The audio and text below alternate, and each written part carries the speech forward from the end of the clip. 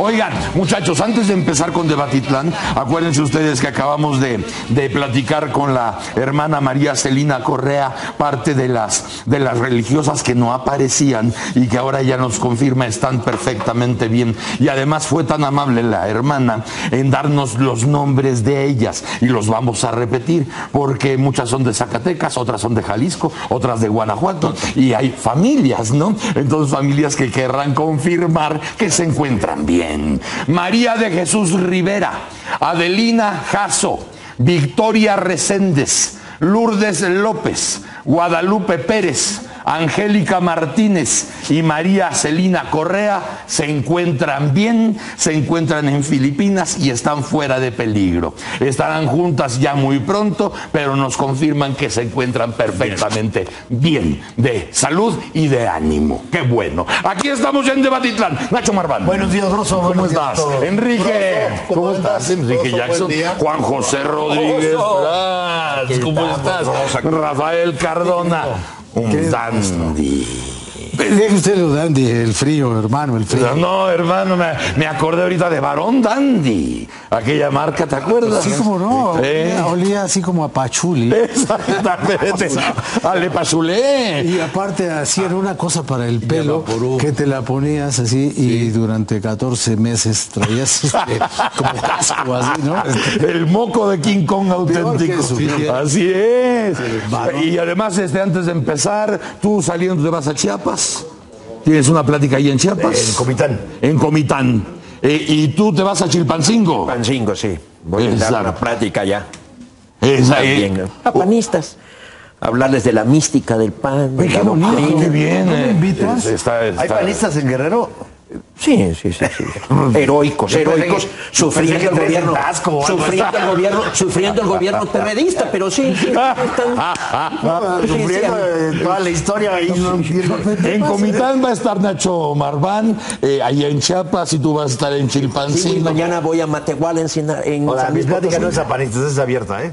Tu plática es abierta, no es para un círculo en concreto. No, en la Casa de la Cultura del Ayuntamiento. No es para panistas. No.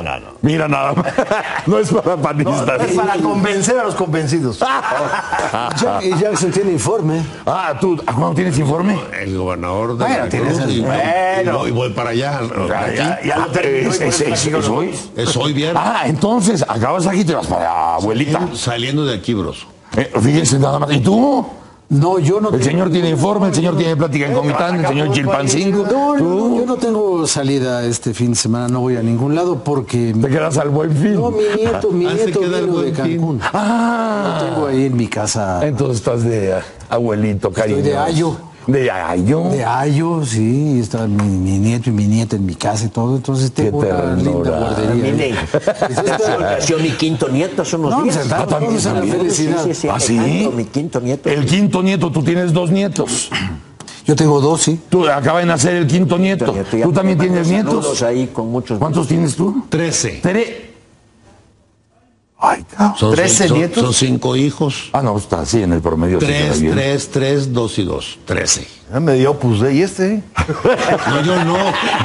Las hijas y los hijos. ¡Qué bárbaro! 13 ya. Apúrense ahí en tu casa. Sí. Apúrense porque imagínate, hasta aquí está siendo mayoría. ¿Tú ya tienes nietos? No, yo no tengo. ¿Todavía no? No. ¿Todavía no? Todavía no.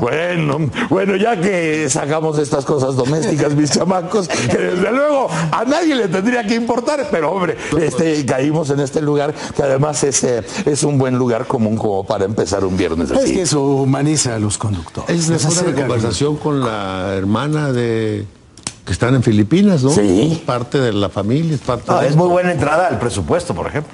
Para que alcance para todos. Por ejemplo, sí. Tú tienes mucha gente de qué preocupar. Alcance para tanto, broso.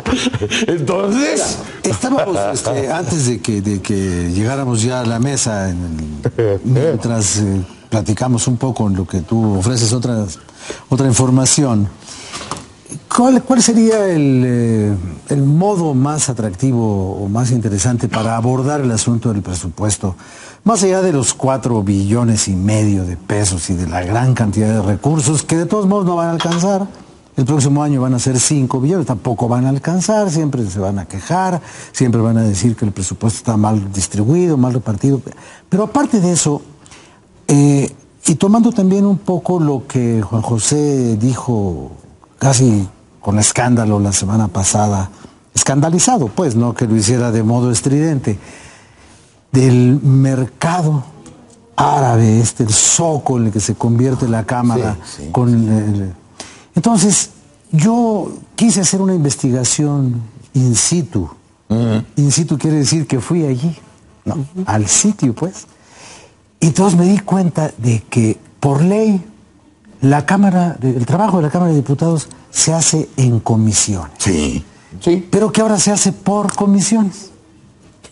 No, entonces... En comisiones y por comisión. Ahora es por comisiones. Entonces ahora por resulta que, El 10%. que a veces el 12, a veces el 15, a veces... Sí, eso del diezmo ya es anticuado. El diezmo era una cosa muy católica, ¿no? Era el diezmo. No. Pero nos pusimos a tratar de analizar, a ver, la negociación política es una de las materias primas del trabajo político. Negociar, ofrecer, reclamar, pedir, dar, sí. Pero ¿en qué momento las cosas pasan del lobby a la caja? Y eso es lo que puede pervertir absolutamente las cosas y llevar desde el arranque de cualquier actividad pública, ya la marca, lo que llamaba Philip Roth, era, ¿no?, the human stain, ¿no? El pecado original de la vida política, ya habiendo pasado por el Congreso, ya salen productos contaminados por la corrupción. Y eso simplemente pervierte y en ocasiones hasta revierte las intenciones originales de cualquier distribución de asignaciones.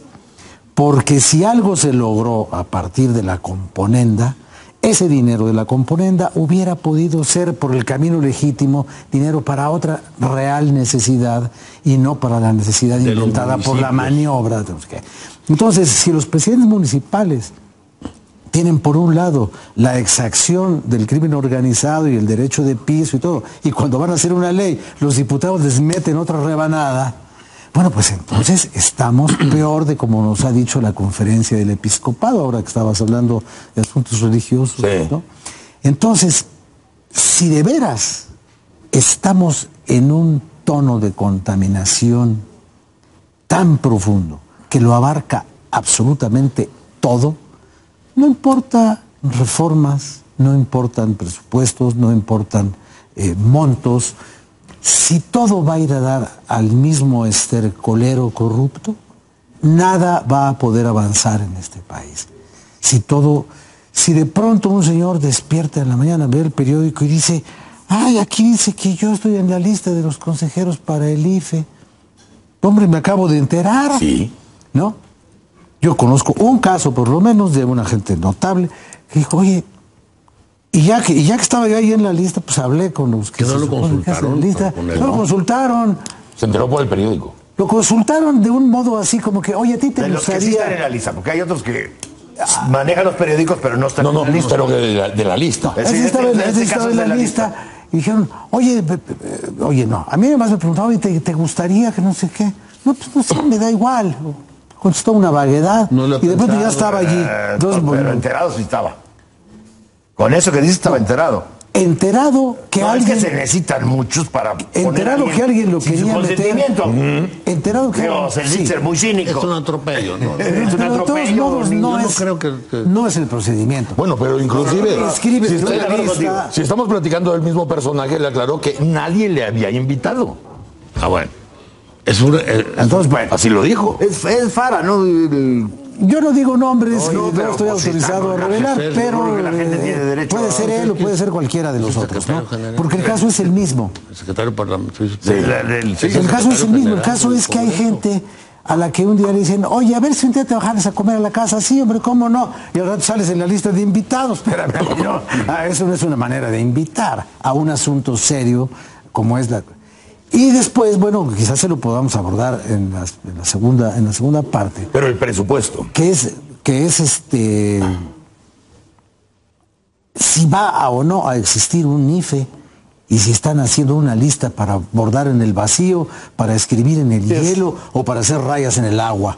¿De qué se trata esto que ya linda en los terrenos del surrealismo, casi como el misterioso avión mexicano en Venezuela? Cuando tú estabas hablando de este tema la semana pasada, en donde realmente sí estabas escandalizado de la mercadería ahí con respecto al presupuesto, también te estabas refiriendo no solamente en que se trabaja en comisiones, sino que se trabaja a comisión. ¿También estabas consciente de eso? Sí, mira, Broso, yo creo que todos los gobernantes de alguna manera son detestables. Pero aquí está la paradoja: cuando más detestables son, es cuando no gobiernan. Ahí es en donde viene la crisis y vienen la falta de confianza. Yo siento que Rafael ha abordado varios temas y uno de ellos me interesa especialmente, por ejemplo, la forma en que se está viendo las designaciones en el IFE. O lo que va a hacer si se crea el Instituto Nacional Electoral. Yo creo, y me refiero, por ejemplo, al caso de Agustín Basabe, que tuvo el valor de decir no voy y ni me consideren. Yo me acuerdo, porque se están cumpliendo 100 años, de un libro espléndido que lo disfruté mucho de Albert Camus, El hombre rebelde. El que dice no, el que tiene que decir esa raya no la toca usted, ¿verdad? El hombre rebelde, más que el revolucionario. El hombre rebelde es una actitud, es un carácter, es una personalidad. La libertad es decir no. Bueno, sí. Y yo creo que aquí hay un problema grave que está resurgiendo del sistema pasado. El ver a quien no adula un enemigo. Sí. Y el que hace una crítica como el que hace una crítica como alguien que debe ser exterminado. ¿Cómo podemos corregir las cosas si somos repelentes a las críticas? Yo estoy viendo eso en el sistema, que es muy grave. Y voy de la cuestión del presupuesto. O sea, esto está riñendo con la división de poderes.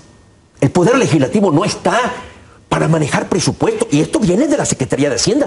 Yo estoy viendo antes del programa que Luis Videgaray ofrece que se va a manejar con austeridad, con transparencia, con rendición de cuentas, y resulta que le autorizan a los diputados una partida para que ellos digan a qué se destina. Distribuir una bolsa. Distribuye una bolsa. Eso no es división de poder. El poder legislativo es función de control. Lo hemos dicho aquí varias veces. Es contrapeso.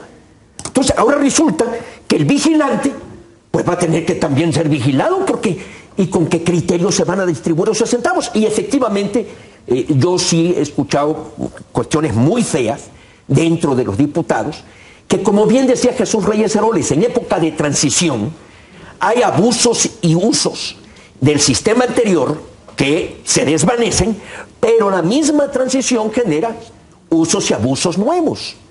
Y me parece que esto de que es necesaria la negociación, estamos cayendo en lo que dice Rafael, que no hay un deslinde de una negociación que la democracia exige a una negociación que sin principios, que sin limitaciones, pues nos da un escenario de una degradada política.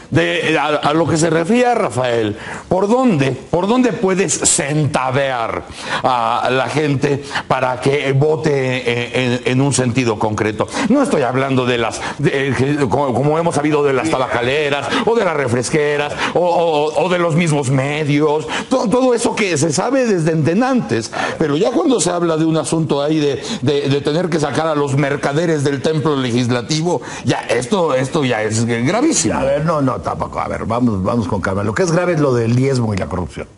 Es decir, desde que la política existe el clientelismo, ¿eh? No nos escandalicemos. Sí. O sea, bueno, mal, nos guste o no nos guste, existe el clientelismo. Y particularmente, desde que los congresos apoyan y supervisan presupuestos, tienen un problema ahí significativo.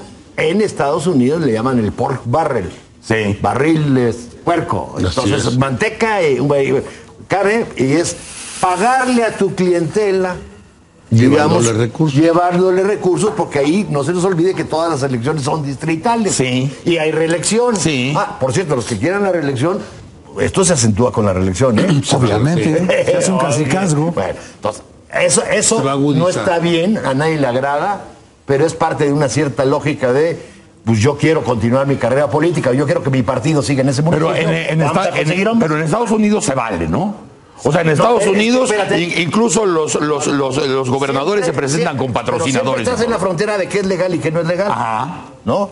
Entonces, por ejemplo, si una gran corporación le paga la campaña al diputado y luego va a sacar cosas a favor de esa corporación, ya estás entrando en conflicto de intereses, ya estás entrando, digamos... Ese es el Lobby Act del 1946. Sí, por eso ya estás ahí. Estás al servicio Acá, de la empresa. digamos, está el clientelismo normal y los presidentes municipales que Gestoría. quieren que su partido, gestoría, que es una cosa rara, pero gestoría, lo que sí se sale de la raya evidentemente es el diezmo.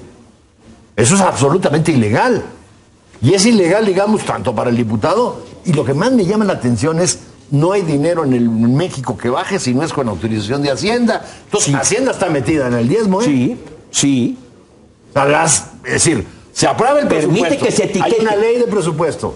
Luego vienen unas reglas de operación que salen en manos del Ejecutivo. Sí. Y las reglas de operación dicen cuándo y cómo te voy a entregar el dinero. Sí. Entonces, por más que sea una partida asignada especial a los diputados, hay un funcionario de Hacienda que tiene que decir se libera o no se libera.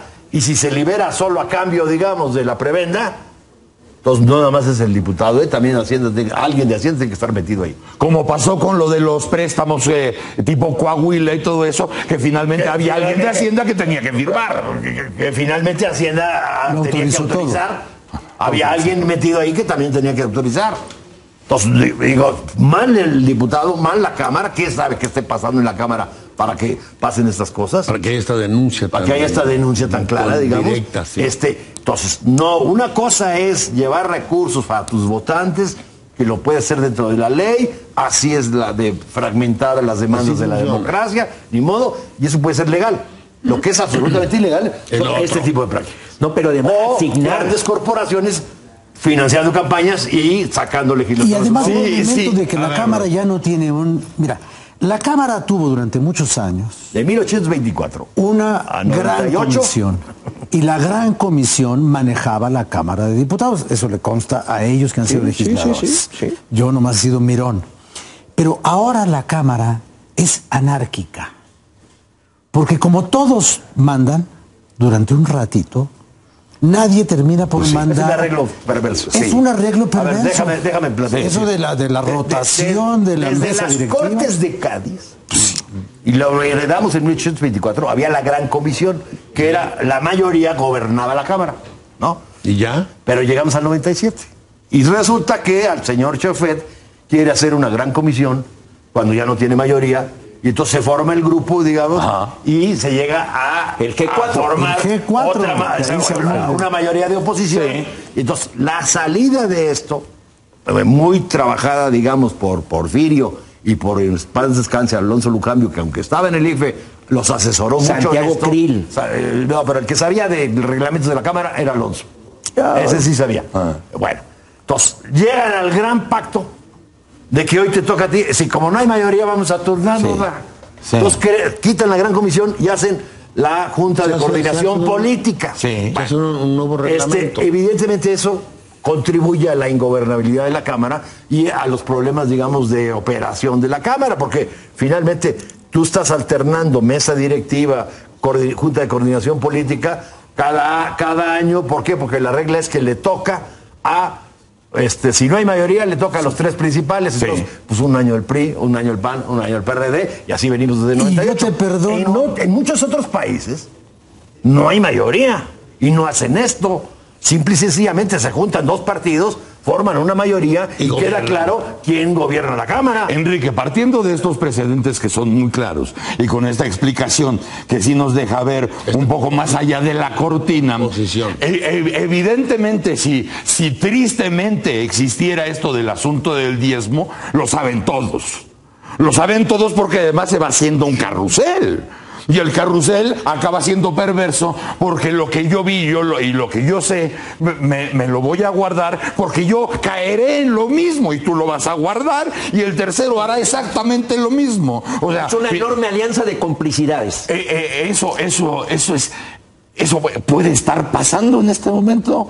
O sea, estamos ante eso. Al menos eso es lo que es la denuncia que han hecho los alcaldes, para decirlo claro, textual. A ver, hasta hace poco es hace un par de años o 3, en vísperas del periodo en que se empieza a negociar y a discutir el presupuesto, había un desfile, una pasarela, vamos a decirlo así, ininterrumpida en el Congreso de la Unión, en la Cámara de Diputados. ¿Para cabildear?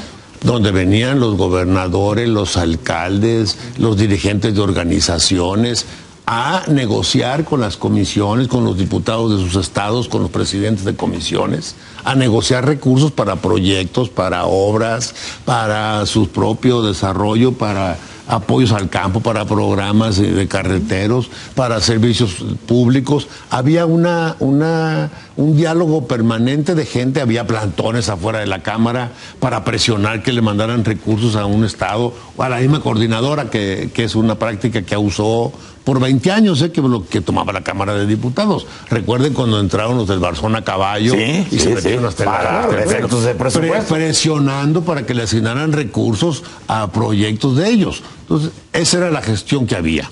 Lo que hoy ha desatado esta sorpresa y este desagrado y rechazo, yo diría que escandaloso, si fuera el caso, si es que es cierto, y parece que sí es cierto, por lo que dicen los alcaldes. El punto que vale la pena precisar es que los alcaldes dicen que los diputados vinculados a sus municipios, eso es lo que está así puntualmente expresado, hacen gestiones para conseguir recursos para proyectos de los municipios y unos alcaldes dicen que los diputados le sugieren a quién entregarle el contrato para que haga las obras con ese dinero. Esa es una. Dos, otros alcaldes dicen que los diputados les piden un porcentaje de las obras que van a hacer. Y otros alcaldes dicen que los diputados les piden un porcentaje de la bolsa total que le están mandando de recursos. Hay 3 modalidades, o sea, son hasta creativos, si fuera el caso. Y otra. En algunos casos lo que te piden es, contrata Así es. mete a mi constructor. Así, en vez de darme una tajada, yo te digo a quién metes. Así empecé. El primer ejemplo es darle la obra a fulano. Y luego ya ese fulano se podrá de acuerdo con el diputado. Obra que ya va inflada. Ahora, déjame decir, rescato algo que dijo Nacho que me parece que es importante dejarlo claro. Los parlamentos, los congresos, y el nuestro no es la excepción, una parte importante del tiempo de los diputados lo dedican a gestionar recursos para sus distritos y para sus... Cuidar su electorado. Sus representados. Porque tienen que dar respuesta natural, además. Eso es lógico. Eso sería lo lógico. Así funciona. Más democracia más, Así funciona. Y si va a haber reelección de diputados, pues se va a agudizar el tiempo que van a dedicar los diputados a conseguir recursos para su distrito, para que la gente sepa que ellos son un conducto que mejora la capacidad de respuesta y de infraestructura y de obras y de inversión en su distrito para beneficio de sus representados o de los electores de su distrito. Lo que me parece que sí es algo fuera de sentido son 2 cosas que se han estado mencionando. Una es esto que estamos ahorita tocando, que me parece en todos sentidos inmoral, que rebasa cualquier... Ilegal.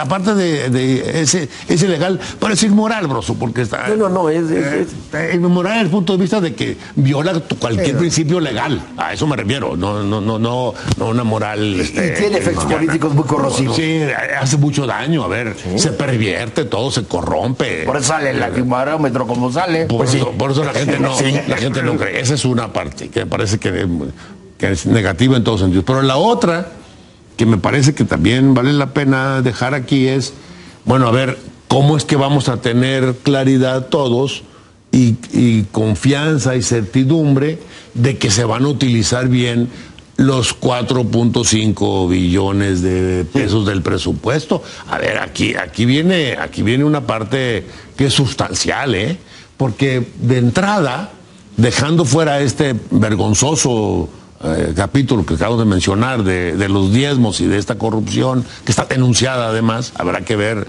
hasta dónde llega. Otro escándalo vacío. Otro escándalo. Lo que me parece importante es que efectivamente los recursos que son para infraestructura se apliquen, los de educación se apliquen, los de programas sociales se apliquen, los de salud se apliquen y que la gente se vea beneficiada. Porque además queda alambreada la certidumbre original. Porque dicen los alcaldes, dicen, bueno, nos han querido sacar la nación así, y aclaran, dicen, no son todos los diputados, pero sí hay diputados que lo acostumbran, lo cual... Hoy Reforma acusa a Villarreal concretamente. Lo cual, pero fíjate, por lo menos estar enterado. pero los tienen que calzonear desde afuera. Algo de certidumbre podría ser si fueran calzoneados desde adentro, porque si es cierto que no son todos y que son algunos, los demás sí saben quiénes son.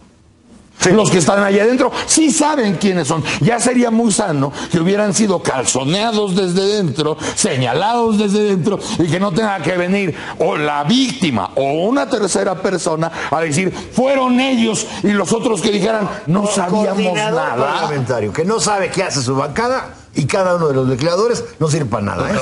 Eso es. Y vamos a ir a un corte y regresamos con el tema, mis chamacos. Estamos en el Mañanero. ¡Órale! Ninguno puede alegar. Ninguno puede alegar y no. Chamacos, qué bueno que ya están con nosotros. Nos agarraron en algunas memorias, pero Memorias de Babilonia y Gomorra. exactamente. Oye, tú querías hacer un apunte. Mira, yo creo que al final de cuentas hay una frase que nos debe dar un escenario. Dime qué clase de Congreso tienes y te diré qué clase de democracia ha llegado. O sea, el Congreso es la institución más difícil e imprescindible de una democracia. No se puede sustituir como los partidos políticos. Yo creo que los gobiernos son instituciones humanas y todas las personas y las instituciones que éstas crean son falibles. ¿Qué institución está funcionando hoy en México? ¿En qué institución podríamos decir, aquí sí estamos viendo que hay resultados y eficacia? Yo creo, Broso, que estamos en uno de los momentos más críticos, y recuerdo un libro que escribió Carlos Loret de Mola que se llamó El Juicio, que le molestó mucho a López Portillo. ¿Carlos o Rafael? No, Carlos Loret de Mola, el que fue gobernador de Yucatán. Ya. Escribió un libro muy bueno que se llama El Juicio. Se llama El Juicio. Porque López Portillo termina la ceremonia en donde le entrega el poder a Miguel de la Madrid y llega a lo que se denominó la Colina del Perro y se encuentra con todos los expresidentes y lo empiezan a juzgar. El talento de Carlos Loret de Mola consiste en poner en cada expresidente lo adecuado de lo que pensaban. Porfirio Díaz, Ruiz Cortines, pero Díaz Ordaz le dice algo a López Portillo que me parece que tiene gran actualidad. ¿Qué aporta el político en un cargo? Sus decisiones. El manejo del presupuesto, la designación de funcionarios, eso es intrínseco al cargo. Pero lo que le dice Díaz Ordaz es sus decisiones. México está sediento de decisiones. Para mí, ese es el problema. Por eso decía yo al inicio, que los gobiernos o los gobernantes son detestables, pero cuando más detestables son es cuando no gobiernan. Cuando no deciden. Y es ceder y ceder, y evidentemente cada vez que uno cede terreno, la próxima posición es más difícil de defender. Eso es una lógica comprobada. Y lo que prevalece muchas veces son las pasiones. Para mí hay tres personajes que tuvieron poder. ¿Por qué Julio César, el Senado, conspira y en el año 44 a.C. lo asesina? Por su ambición. Carlos I le cortan la cabeza en 1649, Oliver Cromwell, y dice, yo no cedo en nada, porque ceder es debilidad.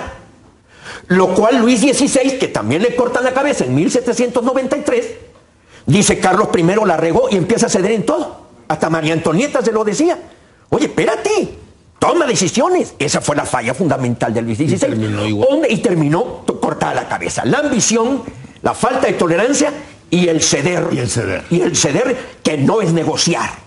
Entonces, yo sí creo que estamos en un momento de lo que está pasando en el Congreso, lo que está pasando con los maestros, lo que está pasando con distintos conflictos, en que se está evidenciando que el gobierno es ceder. Y ahí están los resultados del Latinobarómetro y ahí están los resultados inclusive de la imagen de los políticos, de la imagen de los partidos. O sea, se requiere decisiones. Ahora, explícanos cómo es el Congreso antes y después.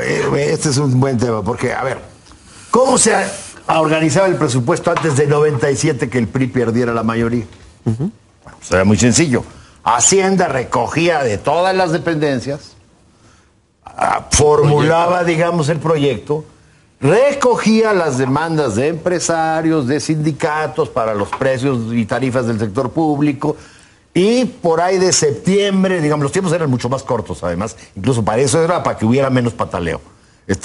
Por ahí de septiembre, octubre, cerraba todo, digamos, ya pactaba con los empresarios, pactaba con los sindicatos cómo iba a estar la cosa, y entraba el Congreso con un Congreso muy planchado, con mayoría disciplinado, en donde había movimientos, pero al margen. Quizás el punto más crítico fue en 85, los recortes de 85. Con toda mayoría y todo, no estuvo tan fácil que el PRI aceptara los recortes, estuvo complicado. Viene el 97, no hay mayoría. Entonces, Hacienda hace exactamente lo mismo. Y resultó una cosa muy interesante, porque pactó con los empresarios, pactó con los sindicatos, etcétera, etcétera. Y lo que había pactado Guillermo Ortiz, luego le llega al Congreso vía PRD o vía PAN. Entonces, ahí empezó otro tipo de negociación, en la medida en que ya se sabía que lo pactado por Hacienda no se podía sostener. O sea, hizo el mismo ejercicio, pero con el formato que ya era distinto. No, hizo con el mismo formato y todo, y no se dio cuenta que el cambio del entorno. O sea, lo que los empresarios ya le habían aceptado, o sindicatos ya le habían aceptado, luego apareció de nuevo en la negociación vía PRD o vía PAN. Lo que eso te marca ahí. No te lo tiene por qué aceptar el otro. Entonces se te descuadra. Esto es muy gráfico, digamos. O sea, cambió el número de proveedores. Cambió el número de... cambió como decía JJ, cambió quién decide. El presidente Hacienda te podía garantizar una decisión. ¿Por qué? Porque había control sobre esa mayoría. No. En la medida en que esa mayoría dependía de su futuro.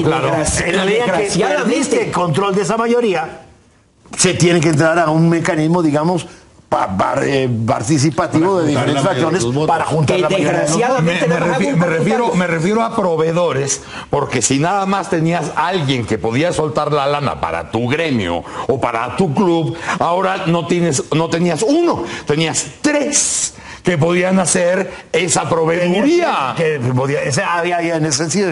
Si ibas con el PRI, te decían 12% y el PRD 13%. En lugar de que la decisión quedara controlada por uno, tenía que construir una decisión entre tres y ahí había quien solicitarle. Bueno, eso es lo que vivimos desde el primer momento después de agosto del 97 y es lógico, digamos, en un sistema en donde hay que negociar y demás porque no hay mayoría. Y vuelvo al punto. Lo grave es esta cuestión del diezmo, etcétera, etcétera.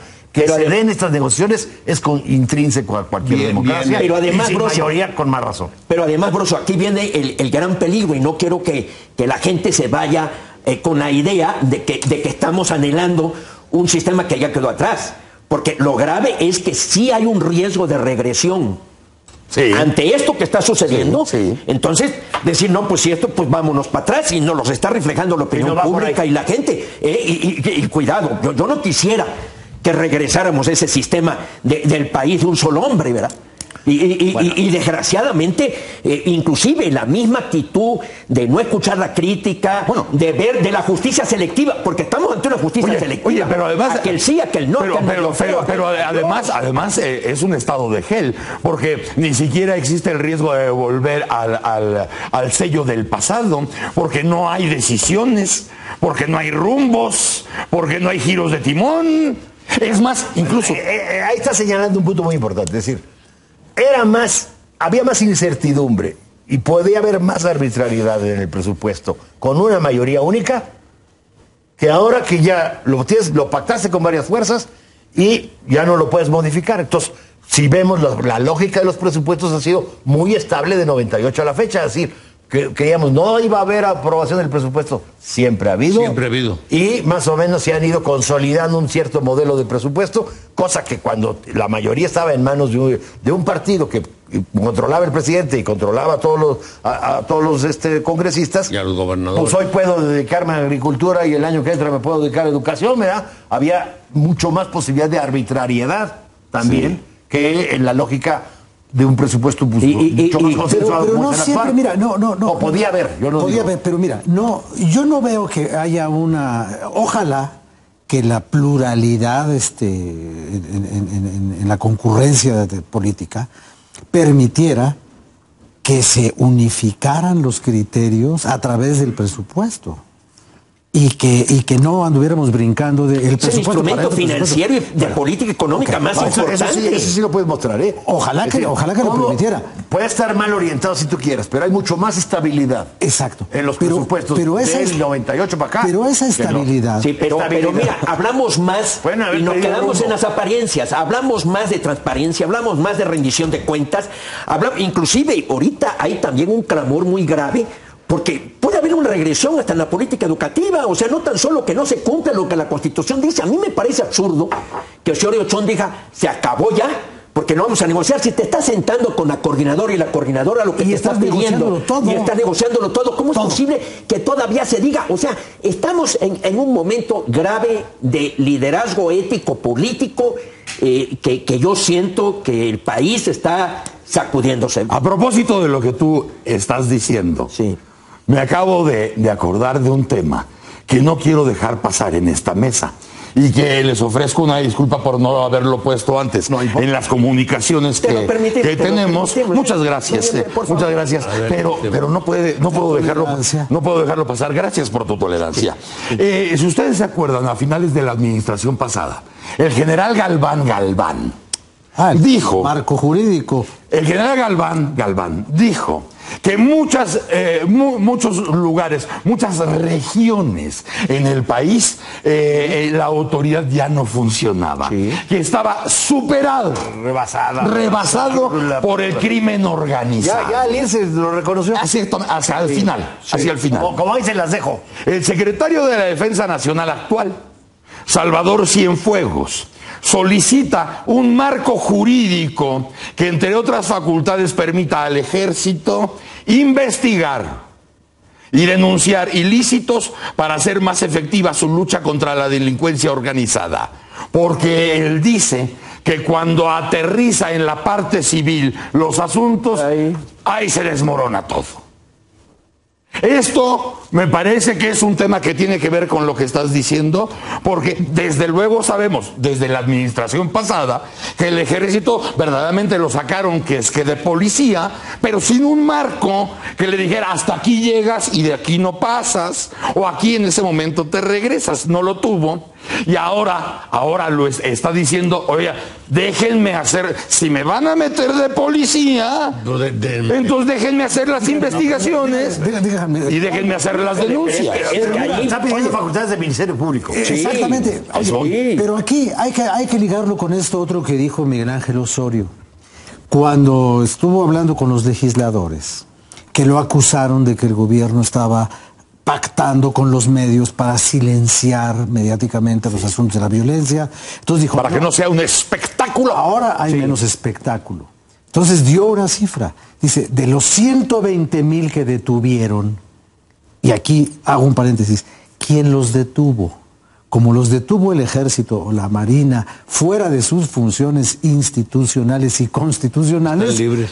Lo soltaron. Creo Dice, que 3,000. solamente 3,000 llegaron a proceso y quién sabe cuántos fueron señalados como culpables y quién sabe cuántos estén purgando sentencia. Eso te dice una cosa.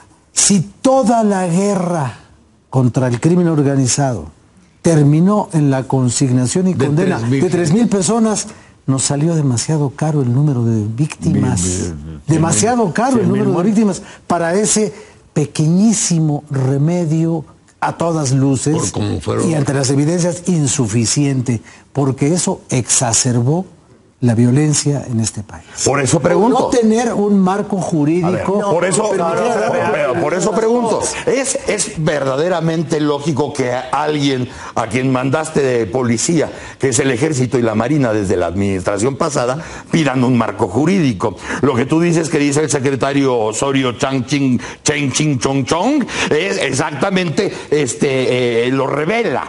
Pero aquí es un lugar donde yo creo que nunca quisimos estar. Pero ya llegamos. Seguimos acumulando leyes. Creímos que seguimos acumulando y cayendo en la incongruencia y obsesionados por la apariencia. Y también aquello quisiera hacer una reflexión sobre la ciudadanía. Perdón. Aquí la pregunta es, ¿el secretario de la Defensa Nacional pide que le den funciones de Ministerio Público o no? Claro, a ver, mira. Pero eso le puede aportar al Ministerio Público. Por supuesto Aquí está que sí. lo que yo hice. Por supuesto que sí. Lo primero que quiero remarcar es, son muy diferentes el marco jurídico que pedía Galván, que era protección para su acción, para su quehacer, para que ya no nos estuvieran acusando de violar derechos humanos, etcétera, y mantener el viejo fuero militar y la Comisión Interamericana, digamos, lo había limitado a lo que está pidiendo Cienfuegos. Efectivamente, lo que está pidiendo Cienfuegos es dame facultades de Ministerio Público. Y eso en español se llama Estado fallido.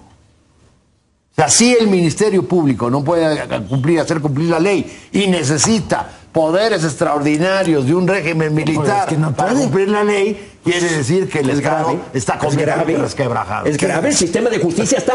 y aquí... Pero es el mismo punto que tú estabas tocando de otros rubros. De esa magnitud es el problema que está señalando. De ese tamaño. Desde las leyes de la India, desde las leyes de India, estamos acumulando leyes y leyes. Se observa, pero no se cumple. No, yo siento que debemos ya hacer un ejercicio de congruencia, o sea, el ejercicio más elemental. ¿Cómo resuelves esta bronca, ahorita, por ejemplo, y aquí también... A ver, Juan José, perdón, Juan José, estamos hablando aquí, o sea, del mismo tema que tú estás hablando, pero a un colmo a donde nunca debimos haber llegado. Mira, lo único... Y ya estamos ahí. Lo único bueno... No es lo mismo, no es lo mismo que el secretario... El colmo ya y que tocamos fondo. Eso sería lo único bueno de lo que nos está sucediendo. Ya tocamos fondo, ojalá sea así. Y a ver qué dice Murillo. ¿Por qué no vamos a hechos que están sucediendo en las últimas semanas y que aquí los hemos hablado para ir dándole un panorama completo a lo que acaba de decir el general Cienfuegos? Que no se nos puede olvidar que las Fuerzas Armadas controlan y administran el puerto Lázaro Cárdenas en Michoacán. Ya no es solamente la función de vigilancia, ya es la operación. Pero además, no estamos hablando de un despropósito. No estamos hablando de un despropósito. Estamos hablando de que llegamos a un punto donde jamás quisimos estar. O sea, en el punto, Galván pedía que decir, oye, protéjanme porque a mí me están mandando a la guerra con medio fusil ahorita. Y con lo de Lázaro Cárdenas, sigue haciendo falta el marco que le designe y señale las atribuciones y el campo de acción y la protección y las garantías, y también le ponga límites al trabajo de las Fuerzas Armadas en funciones de policía o de seguridad. Pero lo que vino a detonar, creo, este reclamo del general Cienfuegos es la cifra que acaba de mencionar Cardona. ¿Por qué?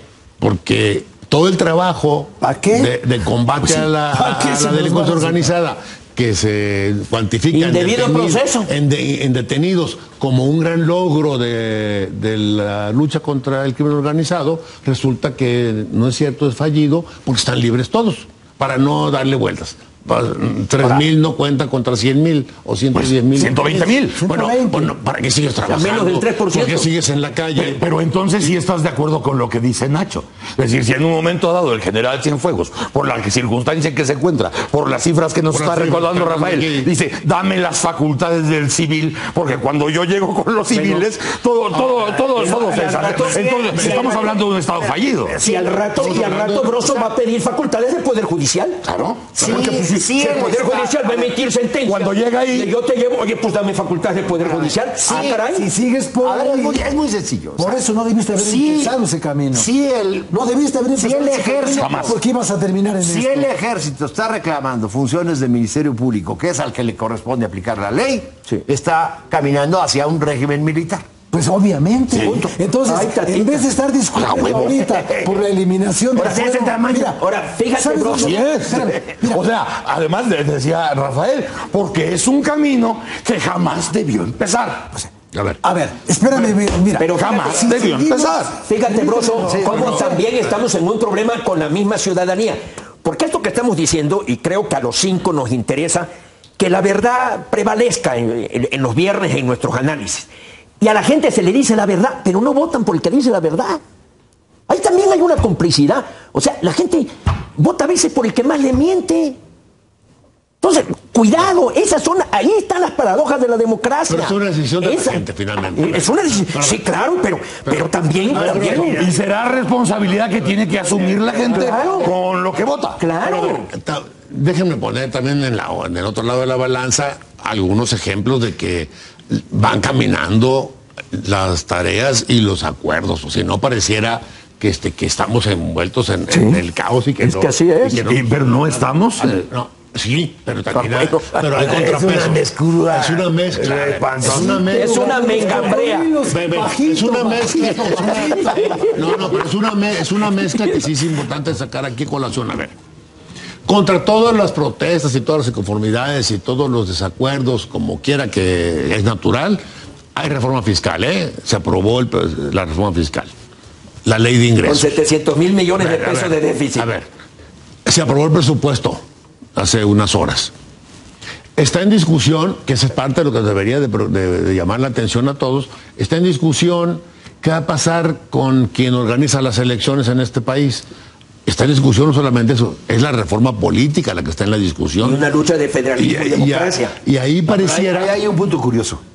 Porque no sabemos qué reforma política. Ese es el tema. A ver, justamente eso iba a decir. Sí, va, A ver, perfecto. todo lo que hay son filtraciones, Es rumores, ¿no? Nadie sabe de qué se trata la reforma política, ¿eh? Y a mí me llama mucho la atención, voy a poner un solo ejemplo, que pudiera de veras crearse un órgano nacional organizador de las elecciones, porque suponen que los organismos electorales estatales no están cumpliendo. Están intervenidos por los y gobiernos entonces locales. resulta Todos de igual manera. que los Y los senadores congresos locales. resulta que los senadores, que son los que los estados envían así es finalmente, están aquí para la defensa del federalismo y obviamente son los representantes del pacto federal y de la unión de todos los estados. Esa es la imitación de la teoría norteamericana, ¿no? Pero así es. Así es. No, pero así funciona, para eso es. Sí. Entonces, si eso es una aberración suponer que los senadores puedan votar una ley que atente contra la soberanía va en contra de la de naturaleza los del estados que Senado. ellos representan. Sí. A eso viene. Nos movemos en plan de péndulo. A ver, Vamos a la descentralización, regresemos a la Es centralización. Ahí estamos. la esencia Siempre de la existencia decimos- del Senado, ¿eh? Siempre Es decimos representar que al el sistema Estado. político mexicano es sui generis y es particular y todo. Todos los sistemas políticos del mundo se parecen. Pero una cosa muy particular sí tiene el sistema político mexicano. Que el Senado, en lugar de ser el órgano a través del cual los estados intervienen en la federación, es el órgano a través del cual la federación interviene en los estados. Sí. Fíjate, Porque aprueban las leyes. fíjate, lo que tú decías, es un péndulo, pero es un péndulo con navaja. Sí. Bueno, Es eso un péndulo es, con la pero desde 1874. Sí, claro, desde Existe que un se Senado desde que se para que reinstaló. interviniera en los estados y no para que los estados intervinieran. porque- Bueno, es que dividiendo, Señores, Porque en el dividiendo el Senado- poder lo el delimitabas, Senado lo es el que- delimitabas. el Es el Senado debate es el entre que- Ramírez y es el que Sarco. acuerda y vota lo que se ha dado en llamar la desaparición de poderes en un estado. La fracción sexta del 76. Por señores, ejemplo. Que la desaparición de poderes en Michoacán ya llegó. Por eso hay que aparecerlos. No, ya llegó al brote de cuál es el verdadero poder que quiere controlar a Michoacán, porque los demás no han podido. La iglesia. Y luego hablamos, si quieres, el próximo Entonces, programa de lo que están haciendo. estamos en el siglo XVI creyendo que estábamos en el Perdóname, 19. hermano, pero yo digo religión y fueros, ¿eh? Ya. ¡Nacho! Eso dice que acá. Gracias. Enrique. Broso, Muchas gracias. buen día. Gracias, Pásala Enrique bien. Jackson. Broso. Juan José Rodríguez Prats. Muchas gracias. Gracias, Rafael Cardona, querido. Hermano querido. Muchas gracias. Chamacos, vamos a un corte. Esto fue Debatitlán. Órale.